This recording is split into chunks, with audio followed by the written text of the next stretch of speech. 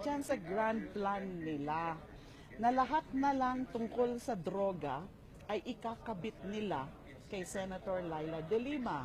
Kasi ang tawag po sa akin ng ating Pangulo ay ako na daw po ang leading narco politician dito sa bansang ito dahil ako nga daw po ang dahilan kung bakit narco state na daw po ang Pilipinas. Although hindi ko po alam kung alam niya ang pinagsasabi niya na narco state na ang Pilipinas. Hindi ko alam kung naiintindihan po ng ating Pangulo kung anong ibig sabihin ng isang narco state. So pinapanindigan na lang po nila yan dahil yan po ang gusto ng Pangulo. Nakatikim ng sipa at suntok ang isang taxi driver mula sa nagmamaneho ng nakabanggaang SUV sa barangay Laging Handa, Quezon City.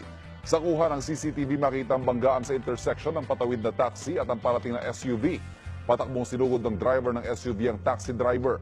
Nakapagpa-blatter na sa barangay ang sinaktang driver na umano'y senior citizen. Nangako naman ang may-ari ng SUV na makikipagtulungan sa mga otoridad. Hindi raw siya ang nakunang nanakit sa video, kundi ang kanyang driver. Samantala, hawak na ng Quezon City Police District ang 5 CCTV footage kaugnay sa pananambang kay BIR Region 8 Director Jonas Amora. Nakuna ng pabubuntot ng mga suspect sa AUV ni Amora mula Marcos Highway hanggang tambangan ng sasakyan sa kanto ng C5 Katipunan. Nagalok naman ang 1 milyong pisong reward ang Department of Finance para sa ikadarakip ng mga pumatay kay Amora. Galing daw ang pera sa private sector. Facebook friends, arestado na ang dating driver bodyguard ni Senadora Laila De Lima na si Ronnie Dayan. Inabot daw ng mahigit 1 buwan ang manhunt operations ng PNP hanggang maaresto si Dayan sa La Union kaninang umaga. Pinaaresto si Dayan matapos ipa-contempt dahil sa hindi pagsipot sa mga hearing ng Kamara tungkol sa bilibid drug trade. Mula La Union, dinala sa Camp Crame si Dayan para iharap sa media. Sabi ng PNP chief, wala raw nag-pressure kay Dayan at hindi rin siya sinaktan.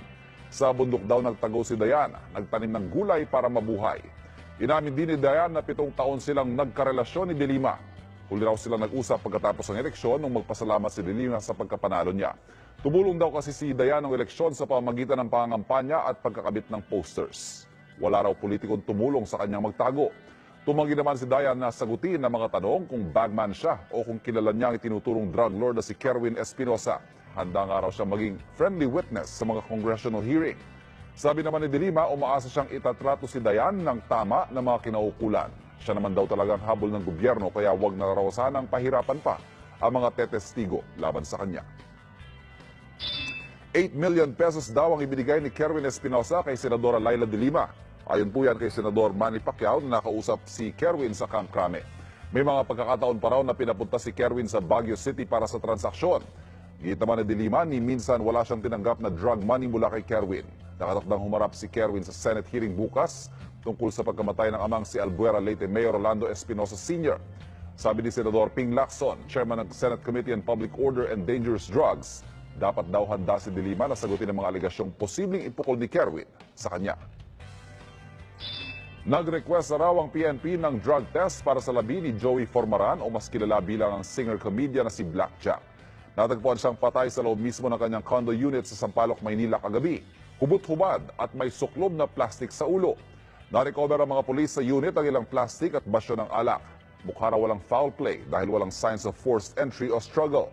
Aminado naman ang misis si Blackjack na dating gumagamit ng droga ang asawa pero matagal na raw siyang tumigil. Labis naman ang lungkot at pag-aalala ng ina ni Ronnie Dayan nang mabalitaang naaresto na ito. Yan ang tinutukan live ni John Consulta. John. Mel, magkakahalong emosyon ang nararamdaman ngayon ng ina ni Ronnie Dayan matapos kang makumpirma ang pagsuko ng kanyang anak. Naku! Di na iwasang maging emosyonal ng nanay ni Ronnie Dayan nang makita sa unang pagkakataon ang litrato ng kanyang anak nang sumuko kaninang umaga. Bilin niya sa kanyang anak. Ronnie, magpalakas ka na. Bakit na nandun ka? Magpalakas ka, magpataba ka, para kang ano. Aminado ang pamilya Dayan, naabot langit ang kanyang pag-aalala bilang ina dahil halos kalahating taon din niya itong hindi nakita. Pero mistulang naburutan daw ng tinik ang mga kaanak ni Ronnie Dayan ngayong tuluyan na ito nakasuko sa mga otoridad. Huli pa raw nang huling magkita ang mag-ina. Kinumpirma ng ina na alam niya ang naging relasyon ni Dayan at inuoy DOJ Secretary Laila De Lima. pero di raw sila kumbinsido na sangkot ito sa bentahan ng ilegal na droga. Noon, pumupunta dito, pag birthday ni Ronnie. Sinabihan niyo po ba siya na tumigil dun sa ugnayan nila ng sekretary? Oo, sinabi ko, huwag na kayong baka na ano kayo dyan, sabi ko. Totoo po ba yung yung binibintang po sa kanya? Hindi ako maniwala dyan. Bakit po, Akin? Hanggang po'y katuan-tutan. Wala pong katotohanan. Oo. Buti naman at cooperative yung family nila at na-assure naman natin yung kaligtasan ni Ronnie sa pagsuko niya. Sa ngayon ay nasa Maynila na ang asawa at kapatid ni Ronnie Dayan para bantayan ang seguridad ng kanilang kaanak. Plano raw Mel ng ina ni Ronnie Dayan na pumunta raw sa Maynila para kanyang personal na makita ang kanyang anak. Arestado na ang driver bodyguard at dating nakarelasyon ni Senadora Laila de Lima na si Ronnie Dayan. Si Dayan ang itinuro ng mga inmates sa Bilibid na umano'y bagman ng senadora sa drug money sa drug trade sa Bilibid. Sa panayam sa kanya ng media, inamin ni Dayan na tumagal ng 7 taon ang kanilang relasyon ng senadora pero bukas na lang daw niya sasagutin kung totoong naging bagman siya nito. Mukha pong hapo, namayat at nangitim si Dayan na nagsimula daw siyang magtago mula nang ipaaresto siya o ipaaresto na siya ng kamera noong ika-6 ng Oktubre dahil sa hindi niya pagdalo sa mga pagdinig kaugnay ng kalakalan ng drogas sa Bilibid. Nasa Camp Crame sa mga sandalang ito, live si Sandra Aguinaldo. Sandra. Yes, katatapos nga lamang po ng press conference kung saan iniharap nga po sa media itong si Ronnie Dayan, ang driver bodyguard o dating driver bodyguard ni Senador Laila de Lima. Narito po ang bahagi ng press conference.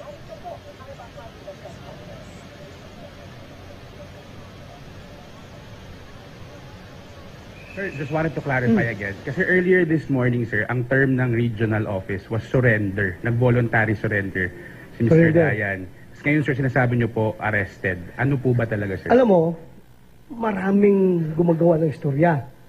But please, andito na ngayon yung regional director, in-explain na niya lahat-lahat. Ayan po ang official version ng Police Regional Office 1. In fact, kailan ba niyo ako kinukulit na nahuli na daw ng Orbistondo Police? Yung bang term niyo eh.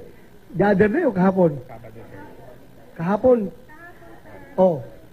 Hindi totoo nga, sinasabi ko sa inyo, hoax yan, hindi yan totoo dahil tinatanong ko sila, hindi pa doon lang nahuli. Ngayon lang nahuli.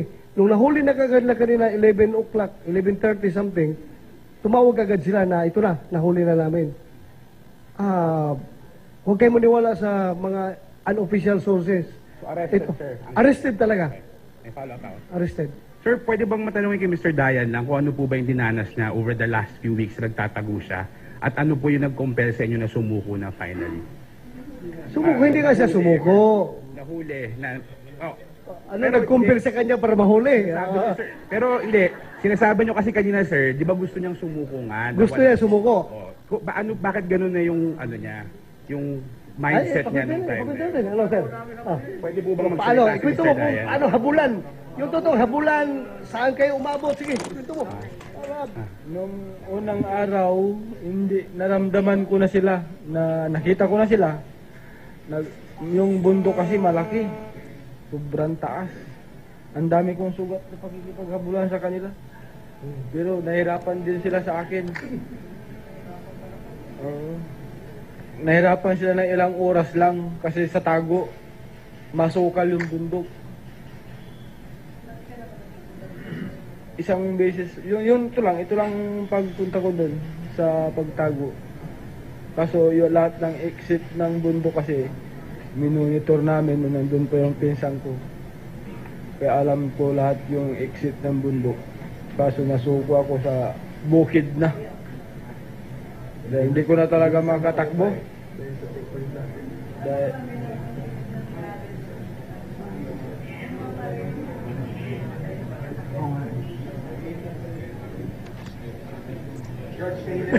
hindi pwede. Sa pag-iimbestiga, hindi na lang natin may investigasyon man.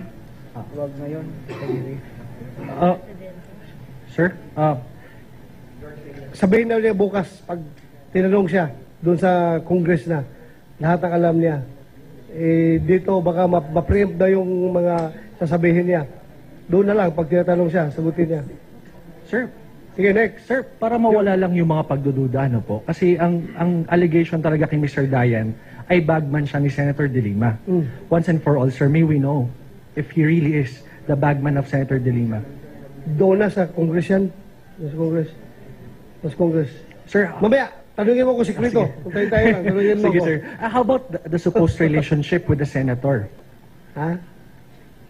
Inamin naman ni Senator sa... Kuan, di ba? Sir, how about Inamin naman niya. Mr. Sir, Ikaw, pwedeng basta one dideny way. mo yung Is kuan. it true that Dideny mo they are yung in a pagkamin. relationship? Totoo po, may relasyon kami. 7 years. 7 years. 7 years.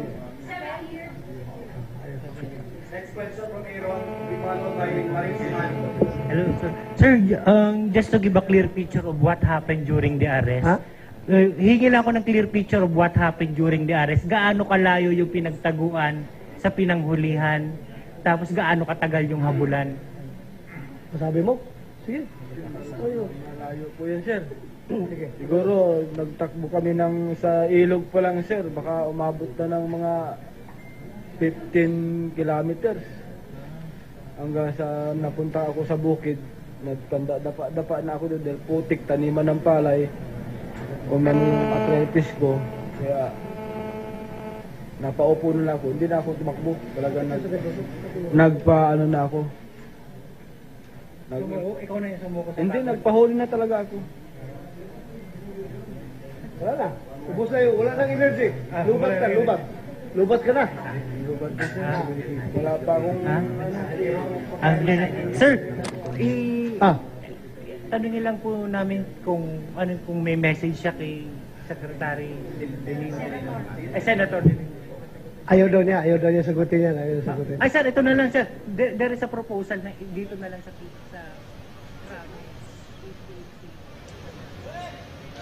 Mike, ako yung napapansin ay hindi nakaposas itong si Dayan at ang sinasabi nga ay hindi naman sa itinatrato itong kriminal dahil siya ay ipinakontempt ng Kamara kaya nga siya pinaghahanap ng pulisya at itinaas pa nga nitong si General Bato yung kamay nitong si Dayan para ipakita na hindi naman siya pinapahirapan o ipinosas dito. At gayon din ay sinabi rin nitong si Dayan na huli niyang nakausap itong si Senador Laila De Lima noong matapos ang eleksyon. Pero yung kanila daw relasyon ay natapos noong 2014. Nung tanungin ng media kung bakit niya nakausap, ang sinabi niya ay nagpasalamat daw si Senadora Laila De Lima dahil sa tulong niya sa kampanya. At nung tanungin kung ano yung tulong niya sa kampanya ni Senador De Lima, ang sinabi nito si Dayan ay yung daw pangangampanya at pagkabit-kabit ng poster. At nung ating ang liwanagin kung siya ba ay tumulong doon sa pagbibigay halimbawa ng campaign fund para kay Senador De Lima, ayaw na po yung sagutin ni Dayan at sinabi niya ay bukas